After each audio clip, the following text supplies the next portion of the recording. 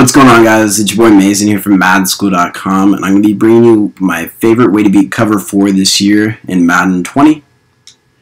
I'm still in the run-heavy playbook, and I'm going to go ahead and show you from this bunch tight end formation. It's a really popular formation this year. It's in a couple other playbooks as well, and I think it'll be a very strong formation all year.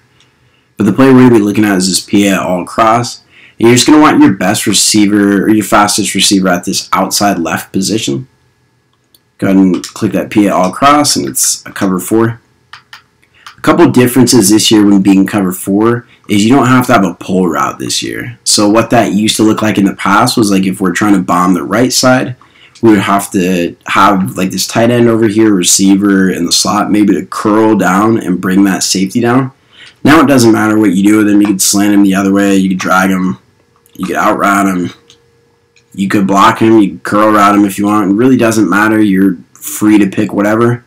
I normally like to in route him or drag him. You can blue route him if you need a little bit more protection still on a route. But really the only thing we're going to need to do is this inside slot receiver, B or circle. You're just going to streak him. And you're going to be looking for this X route over the top. So hopefully we get a little time. The Vikings line is kind of suspect, but there you go. It's a nice bomb over top to Diggs. Cousins, unfortunately, leaves it a little short and he got hit, but you're going to be hard-pressed to find a play where you get somebody as open as that receiver gets open that far over the middle.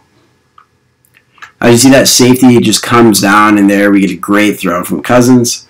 And it's pretty much just off to the races for not even the fastest player in the world in Diggs. He's got 91 speed, but he's not a burner, so the safety, for whatever reason, just doesn't come down. He comes down too much on this over crossing route.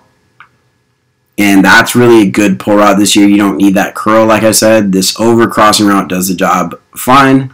And he's just focused on that while you have this deep post coming in behind. And with this much space and your receiver running full speed, it doesn't really matter who it is. They're never going to catch up to that. As long as you have time to throw, which is why I like to block the running back. And you see this tight end here is just open because this purple zone's dropping back way too far. So, like I said, you can definitely double block if you need to, if your opponent's just sending some crazy pressure, but I don't feel like it's necessary. Especially with play actions, you get a little bit better blocking, I feel like, at least right there, not so much. But one more thing that I noticed this year with cover 4 is in years past, it used to matter kind of which hash you were on, and it depended where you would be able to bomb to and what plays you'd be able to run. This year, not so much when bombing. I'm in the middle of the field, which was difficult to do last year, but no specific hash needed. Just go ahead and run that play. And your opponent, if they're sitting in cover 4, like a lot of people like to do year in, year out, this is going to kill them all game long.